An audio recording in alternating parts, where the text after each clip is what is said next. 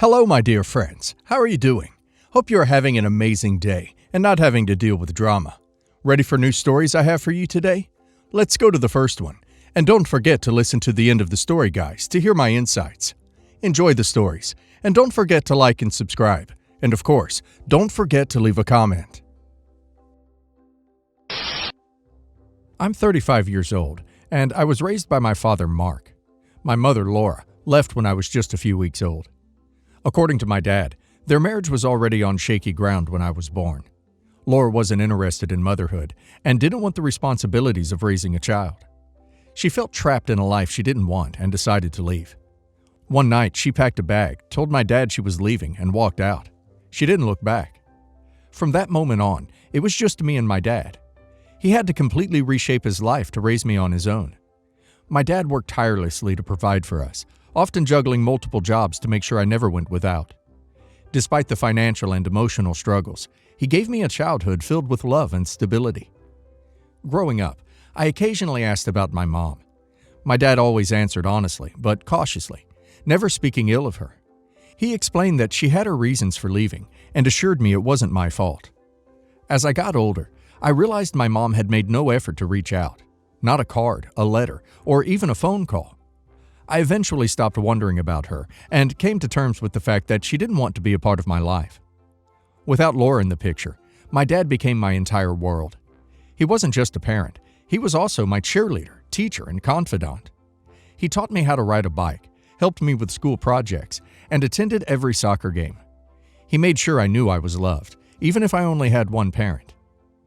When I was younger, there were times when I felt the absence of a mother, like on Mother's Day at school, or when I saw my friends with their moms. But as I got older, I stopped feeling that emptiness.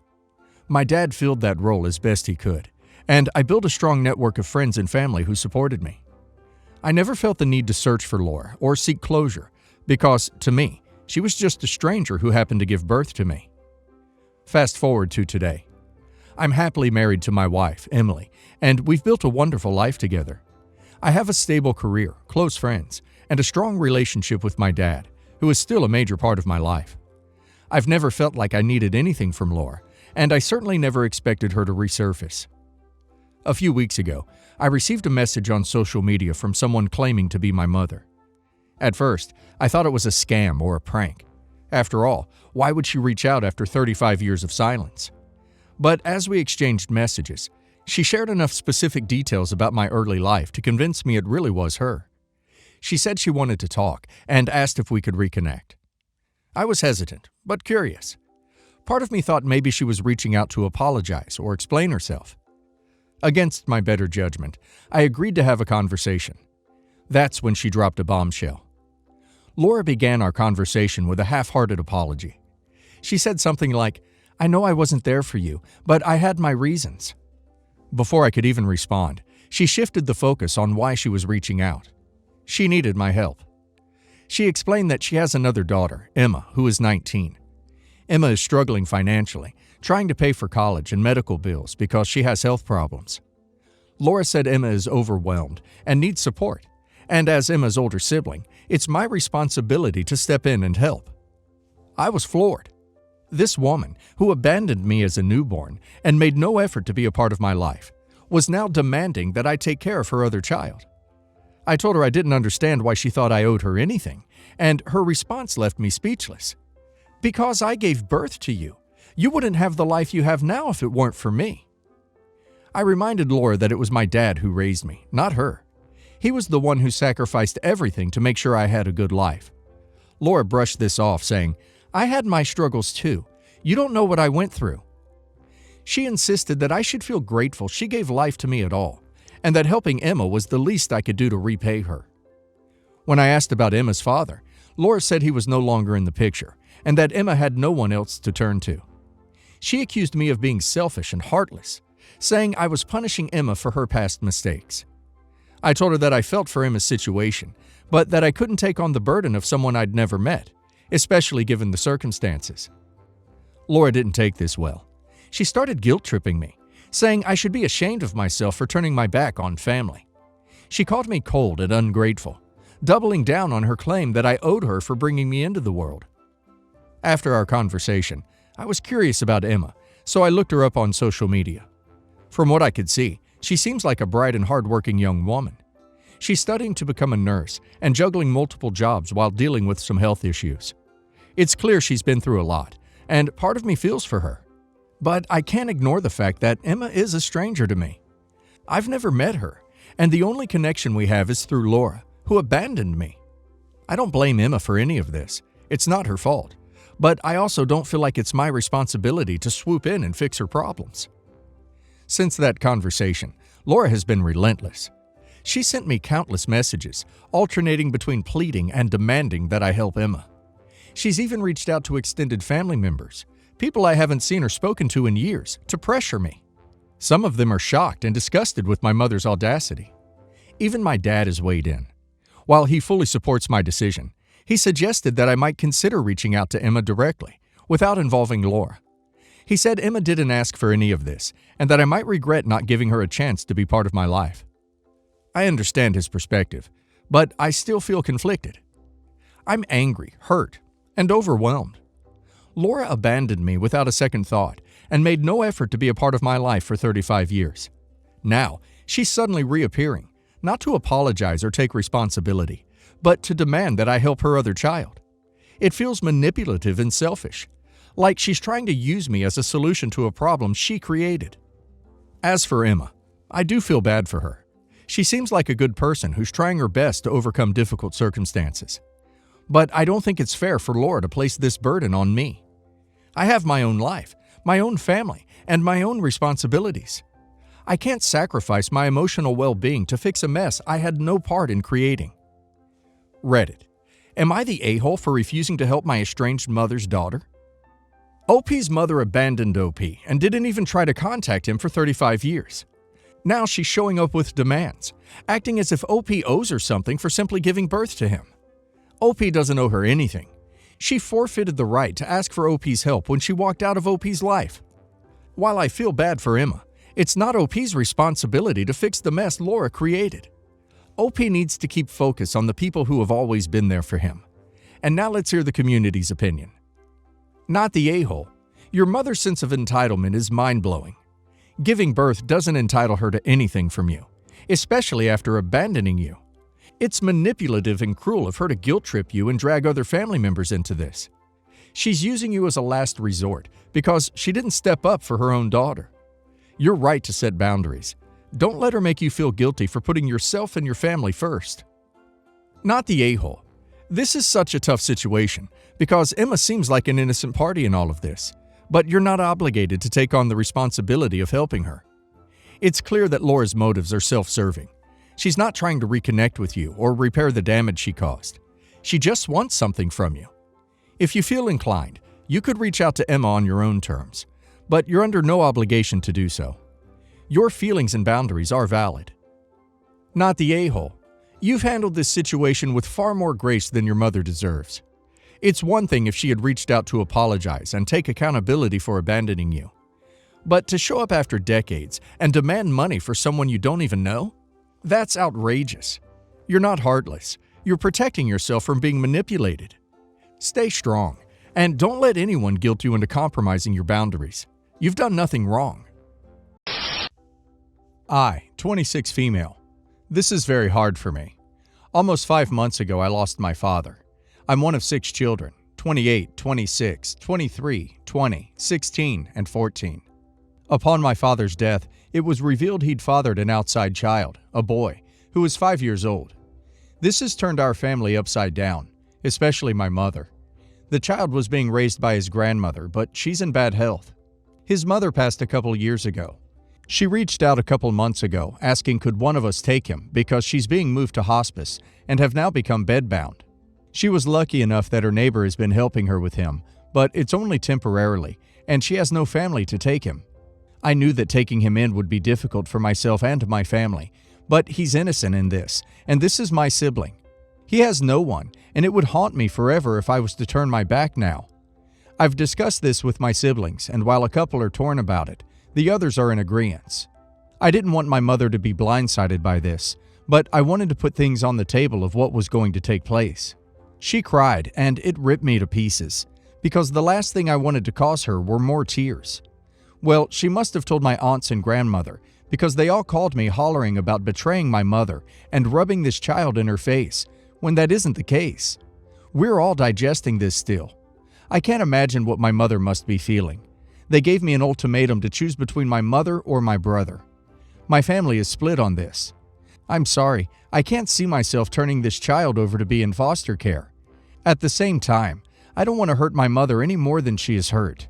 I honestly don't know what to do. I have until next week to decide. Am I the a-hole? Not the a-hole. I understand the instinct for people to say no a-hole, because I genuinely feel awful for your mother. My heart breaks for her. I cannot imagine trying to mourn your husband, the man whose 6 children you have borne, and trying to face a situation like this at the same time.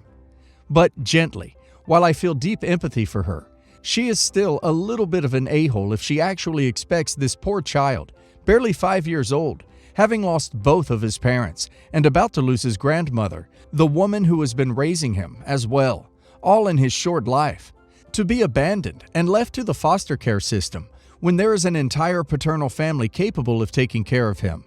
That is unconscionable. It's horrific. You can be terribly hurt and still recognize the right thing to do. Someone was going to get hurt here, and it was going to either be an adult or a very small child, both of whom are already grieving horrific loss. There really was only ever one proper answer as to which one of those it should be, ethically speaking. Of course you're not the a-hole for providing a home for your half-brother. You are a wonderful human being. Not the a-hole. You are doing an amazing thing for a kid who deserves to be loved. Your mom obviously has every right to be upset by your dad's actions, but again, it's not the boy's fault. Your aunts and grandmother need to wind their collective necks in, not their business. My mom is getting married soon, and my wife doesn't want to go for moral reasons. My wife doesn't like my mom. Some of the stuff is pretty valid, though she agrees my mom does not treat her poorly. She also hates the man my mom is marrying and feels it would be wrong to go. Her biggest issue is with the groom abandoning his 2 kids, and she doesn't want to support someone like that. I see her point, and she has had stronger views on stuff like that since having our son. But at the same time, it doesn't really affect us. We don't even know these people. It was a while ago, and according to him, he tried, but he just could not love them, so maybe he did less damage by leaving. I don't know. He is very cold and snobby. He worships my mom, but outside of that doesn't seem to like anyone. He is also some huge lawyer, and my wife has issues with his career record and thinks he is the sort to do anything for money. Like I said, I'm not a big fan, but it's my mom's wedding. She told me she doesn't want to go because 1, he repulses her. 2, our son isn't invited, which hurt her, and she doesn't want to pay for a babysitter. 3, my mom dressed like a W at our wedding. Okay, I wouldn't use the word W, but she is an attention seeker. She told me recently that if my mom happens to ask why she isn't coming, she will be honest. I asked her not to be, as I find that very rude. She said my mom deserves to know she is marrying the scum of the earth. I admit I rolled my eyes and said honestly she could suck it up, because my mom bought us a house and paid for our wedding. My wife is mad at me and says I'm a bootlicker and never should have thrown that in her face. Honestly, I'm just annoyed. I don't want to go to this thing alone. Not the a-hole. Your wife lost her moral position when she was happy to take money from your mother. If she disapproves with your mother so much, the house should be sold and the money returned. The money for the wedding should also be paid back. See how moral she feels about it then. That said, as a wedding guest, you should be there to support the union, and your wife clearly doesn't, so her desire not to attend has some merit. The best options are to either suck it up or for her to develop some nasty stomach bug on the day, or your babysitter falls through last minute. The virus is a convenient excuse right now. I get the vibes that she's jealous of his mom for some weird reason, because he said his mom never treated her poorly, and I assume all the talking crap about her is behind her back, since he said his wife doesn't like his mom and not that they don't like each other. And now, when she found a way to nitpick her, she will tell her to her face. Lady, you took her money to have a wedding and a house to live in. The least you could do is hold your tongue and attend her wedding. Not the a-hole. It sounds like your wife is willing to take money from your mother, but is unwilling to give. I understand your wife's reasons for not wanting to go, But taking the money for your house and wedding shows either your wife approves enough of your mother to take from her or has her own moral flaws. It's hypocritical of your wife to take from your mother, then say she has a moral obligation to stay away. I, 27 female, am 8 months pregnant. One of my closest friends, Skylar, 27 female, was also pregnant but had a miscarriage just a few weeks ago.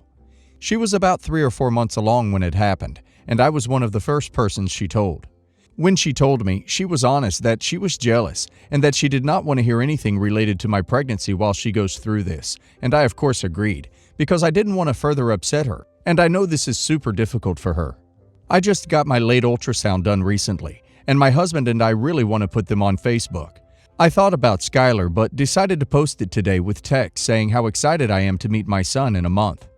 I figured it would probably be okay because I was not saying or sending anything to her personally, and if it appeared on her timeline, she could just hide it. Not even an hour passed and she sent me a screenshot of my post asking, "What the duck is this?" And I apologized. She sends a paragraph that she was just very hurt that she found this on her timeline, and that I have to delete it and should not be posting anything about my baby for a while until she is doing better. As politely as I possibly could, I refused by sending, "Skylar, I understand that you are going through a very rough time, but it is mine and my husband's decision whether we have anything related to our son on our social media. I can easily not talk to you or send you anything personally about it, but it's unreasonable to expect me to wait around for you to move on before I post things about my son, which, I remind you, will be here very soon. You actually think it's okay to tell me I can't post about my son when he is born? There are alternatives. You can choose to hide the posts, or take a break from my profile so you don't have to see my posts until you are ready. But like it or not, my husband and I plan on celebrating this time in our lives with others on our social media, and we can't just put all that on hold for you. I'm sorry." Skylar did not take that very well, called me a witch and blocked me. Her husband also texted me, saying that now he has this to deal with on top of everything about the miscarriage, and called me an a-hole.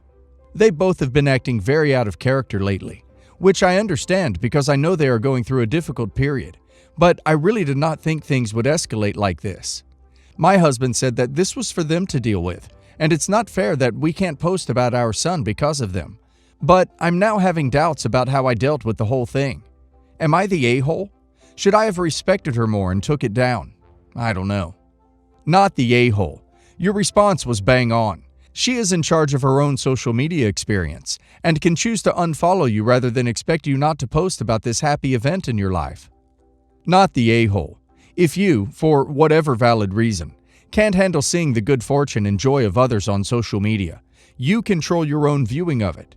You don't insist everyone post your personal requirements. It sucks, and I understand why it would be hard for her to see. But through all the crappy parts of life, good things are still happening to others. If you can't handle that, it's okay, but you have to protect yourself. I worked as a nanny for Amy and John while I was studying. I began a relationship with John that lasted 3 years.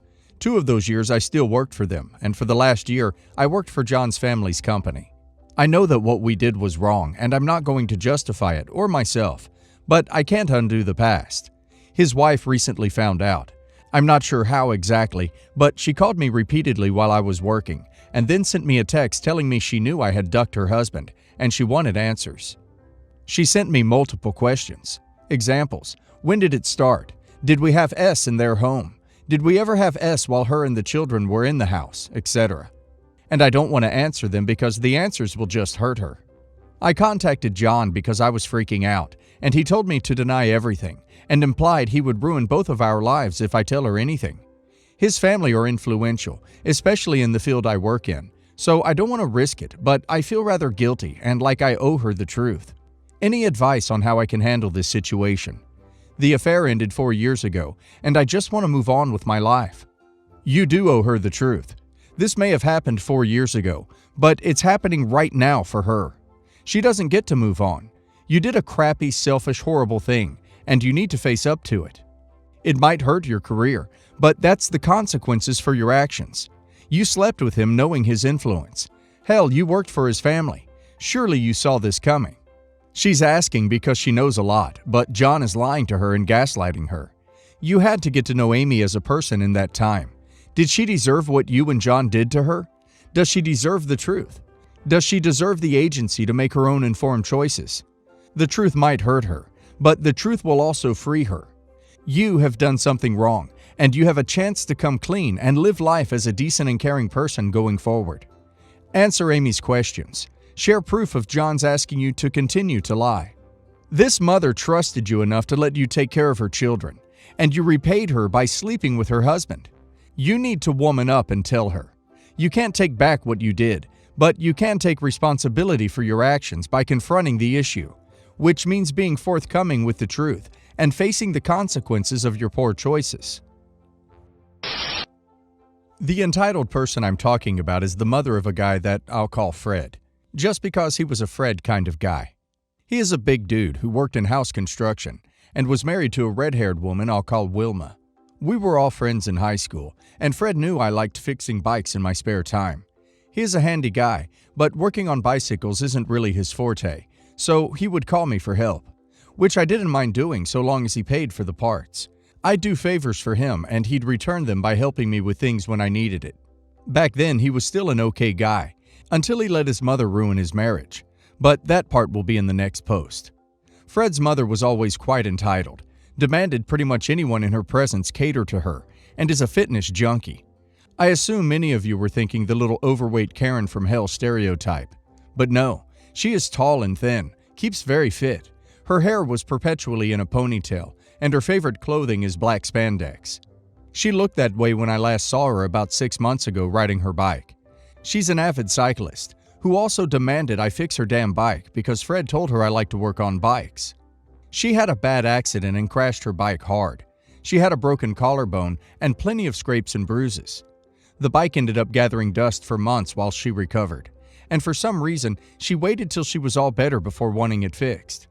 When she felt good enough to ride again, Fred recommended her to take the bike to me for repairs. They both showed up to my parents' house, where I keep most of my bike parts and projects, and just left the bike there with a letter for me saying to fix it immediately, but not spend much money doing so. The letter also said that she wanted the paint touched up. I don't remember the bike's brand, but it was a typical female frame 10-speed road bike from the 80s or so. Fred's mother had it since it was brand new. The crash had messed up her rear derailleur, and chain was twisted beyond repair. The derailleur was unsalvageable, as parts of it were crushed and bent. There was also bad paint scrapes in the paint on one side. So I replaced the broken parts with brand new ones, and touched up the paint with some blue Rust-Oleum I already had. The bike was already a plain blue in color, and looked like it already been partially repainted in some areas, so the blue of the touch-up paint was similar enough that it looked fine. I took the bike back to my apartment and fixed it in a day with ease.